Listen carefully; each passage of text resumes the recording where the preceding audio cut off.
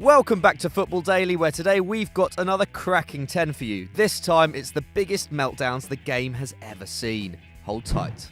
10. Man United, 1971-72. If there's one word we don't associate with Man United, it's choking. But in 1971, the club was facing a new challenge. Having put English football on the map in the 1960s with their magical European Cup triumph, they had since lost iconic manager Matt Busby, and new coach Franco Farrell faced competition for the title from Leeds and Brian Clough's Derby. United still had 3 Ballon d'Or winners in Charlton, Best and Denis Law, and on Christmas Day they were top of what was then called the First Division, with Derby their nearest challengers.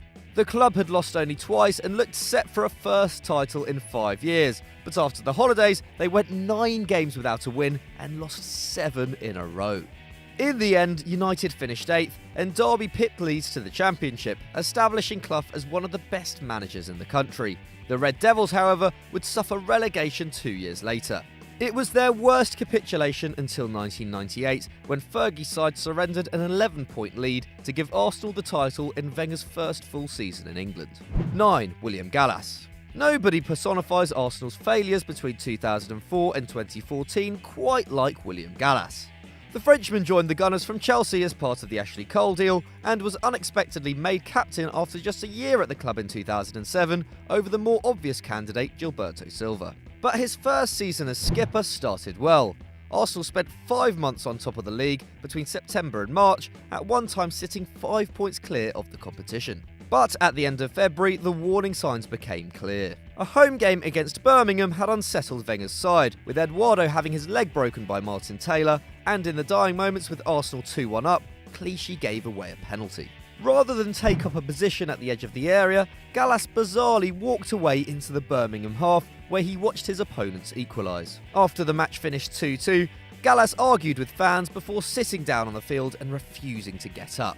In the end, Wenger himself had to remove the defender, and Arsenal went 4 games without a win, dropping to 3rd, where they finished the campaign. 8. Alan Pardew. Alan Pardew may be a middling Premier League manager, but to many, the guy is an elite d***. In his 20 years as coach, Pards has won promotion with Reading and West Ham, as well as taking the Irons and Crystal Palace to FA Cup finals, but the Englishman has become better known for his sideline antics. In 2006, Pardew got into a spat with Arsene Wenger after he criticised the coach for fielding no English players in a Champions League game against Real Madrid. When Wenger called the Englishman xenophobic in response, Pardew argued that he couldn't hate foreigners as he was married to a Swedish woman. Nearly 10 years later, it was Wenger's Chilean doppelganger Manuel Pellegrini who got both barrels, with Pardew calling him a f***ing old c*** during a match between Newcastle and Man City. But his greatest moment came just 2 months later. As the Magpies played Hull, David Myler pushed past Pardew on the sideline to retrieve the ball for a throw. Completely outraged by this fairly normal action, Pardinho nutted Myler and was sent to the stands and handed a £160,000 fine. 7. John Sitton. But if you think Alan Pardew is out of control, wait until you hear about absolute madman John Sitton. The Englishman was made Leyton Orient manager in 1994, having played for the club as a defender, as well as Chelsea and Millwall, and he kept the team in the 2nd tier, earning another season at the helm. Orient had financial difficulties, and Sisson was paid the salary of a youth coach while doing the work of 6 staff members and managing a squad which had been cut in half to save money. However, somebody at the club decided to allow a film crew behind the scenes during their campaign, and Sisson became a star overnight. During half-time of one match, with the club 1-0 down to Blackpool, the cameras caught the boss firing senior defender Terry Howard in the dressing room before offering to fight 2 others, telling them, "You can pair up if you like, and you can f***ing pick someone else to help you, and you can bring your f***ing dinner, because by the time I've finished with you, you'll f***ing need it."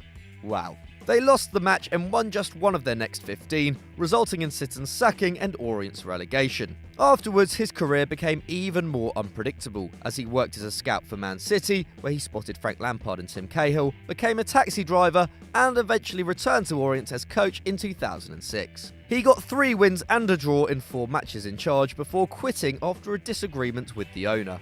6. Hearts 1986. The last team outside Rangers and Celtic to win the Scottish League was Aberdeen in 1985, when they were managed by Alex Ferguson. But Hearts almost beat out the old firm a year later, when they went on an incredible 27-game unbeaten run, giving them hope of lifting just their 5th ever title and their first since 1960. That streak saw Hearts go into the last day of the season on 50 points, 2 ahead of Celtic and only needing a draw to guarantee them a title, as in those days teams only got 2 points for a win. Celtic meanwhile needed to beat St Mirren, see Hearts lose to Dundee and make up some ground in goal difference, with the Midlothian side on plus 28 while the boys had just plus 25. Celtic did all they could, going 4-0 up at half-time while Hearts were still drawing 0-0, meaning despite the Hoops' irresistible performance, they would still end the season empty-handed. They added a 5th in the second half, but that wasn't going to be good enough until Dundee brought on young forward Albert Kidd. Kidd hadn't scored all season, but with a UEFA Cup place up for grabs, Dundee made one last throw of the dice and were rewarded with a brace from the sub. Hearts lost 2-0 and finished behind Celtic on goal difference and went on to suffer a 3-0 battering in the Scottish Cup final to Aberdeen. If you're enjoying this 10, why not check out Sunday Vibes, where we answer all of your questions. Click on the eye up there, and while you're at it, don't forget to like and subscribe down there. 5. Milan 0, Deportivo 4. Real Madrid became the first club to retain the Champions League in 2017, but Milan came close to the feat in 2004. The Rossoneri had beaten Juventus on penalties the previous year and would lose in the final the year after, with the dominant side featuring Kaká, Seedorf and Maldini under the stewardship of Carlo Ancelotti. Milan won their group and sailed through a round of 16 clash with Sparta Prague, setting up a quarter-final with Deportivo La Coruña, then one of Spain's best sides, above Barcelona. But despite their pedigree, the Turcos suffered a 4-1 demolition in the first leg at the San Siro, with Kaká grabbing a brace and Pirlo and Shevchenko netting the others. The return fixture was expected to be a formality, but Depor had other ideas. An early goal from Pandiani gave the Spaniards confidence, and they were 3-0 up at half-time, with the defence of Cafu, Maldini and Nesta looking utterly outclassed. A 4th was added with 15 minutes left, and Milan fans watched their side exit the competition in disbelief. If they had won, they would have faced eventual champions Porto in the semi and been clear favourites to lift the biggest trophy in club football. 4. Liverpool 2013-14. Everyone remembers Liverpool's bitter 2-0 loss at Anfield back in 2014, when Steven Gerrard slipped and handed Chelsea the win and City the title. But that's not really the whole story. After the game, the Reds were still level with City on points, and though they had a deficit in goal difference, they faced Crystal Palace and Newcastle in the last 2 games, with both sides having nothing to play for. So, on the penultimate match day, Liverpool went to Selhurst Park hoping for a big win to keep up the pressure on the citizens, and they delivered. Joe Allen, Daniel Sturridge and Luis Suarez all scored, and with less than a quarter of an hour to go, Brendan Rodgers' side looked certain to add to their 3-goal lead. But then Damien Delaney popped up, smashing a deflected shot past Mignolet, and 2 minutes later, Dwight Gale made it 3-2. Then, with 120 seconds left on the clock, Gale bagged a second, ending Liverpool's title hopes for good. After the whistle went, Steven Gerrard pushed the cameras away from a weeping Luis Suarez, and the club's 24-year run without a championship continued. 3. Joe Kinnear. A maverick whose first coaching job came with the Indian national team, former Irish international Joe Kinnear became Newcastle boss in 2008, after 4 years out of management.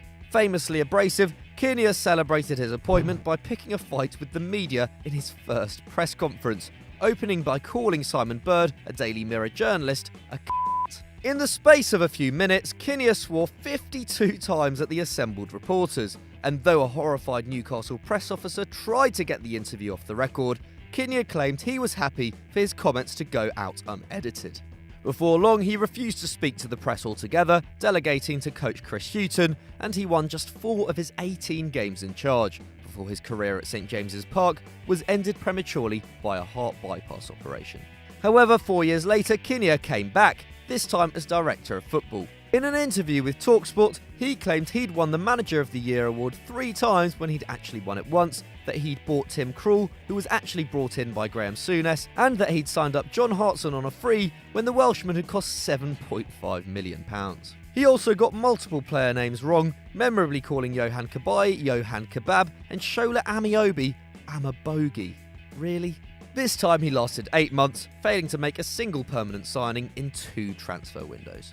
2. Hungary 2, West Germany 3. The 1954 World Cup final looked a foregone conclusion. The golden team of Hungary, also known as the mighty Magyars, faced West Germany, then just 5 years old and eager to establish themselves on the global stage. But the two sides had already met in the group stage 14 days earlier, with the Magyars running out 8-3 winners. Hungary had scored 25 goals in 4 games, can you believe it, on their way to the showpiece match, but Germany had come into form too, battering Turkey 7-2 before dispatching a much-fancied Austria side 6-1 in the semi. And the final got off to a frantic start, with Cibor and Puskás netting in the first 8 minutes. Germany must have feared another thrashing, but 2 minutes later they scored themselves, and by 20 minutes the score was deadlocked again, thanks to Helmut Rahn. Hungary were dominant, racking up 26 shots and an incredible 16 on target, but German keeper Turek kept his team in the match.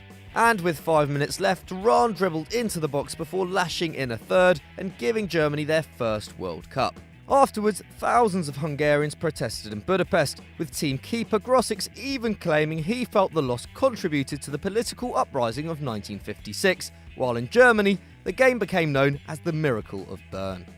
1. Real Madrid 2003-04. A former Man United assistant manager, Carlos Queiroz made the huge step up to Real Madrid coach in 2003, taking over from Vicente del Bosque. Los Blancos had won the league the previous season and the Champions League the year before that, and Queiroz looked set to take the most expensive squad ever assembled to glory again. After 26 games, Real were 8 points clear of Valencia in second, while Barca languished in fourth, 13 points off the pace. Queiroz was targeting the first treble in the club's history, but the Copa del Rey was set to derail their whole campaign. A 3-2 loss to Zaragoza saw their form fall apart on all fronts, with a Champions League exit to Monaco in the quarter-finals following very quickly. But La Liga saw the greatest humiliation. Real won just 3 of their last 12 matches and lost 7, including 5 defeats on the bounce to finish the campaign. Their tally of 11 points from the last 36 saw them drop all the way down to 4th, below Rafa Benitez Valencia, Barcelona and Deportivo, and they would get through 5 coaches over the next 3 years before winning the league again. So thanks once again for watching, guys, and if you enjoyed this, why not click on screen right now for another one of our fantastic videos. And as always, guys, don't forget to like and subscribe.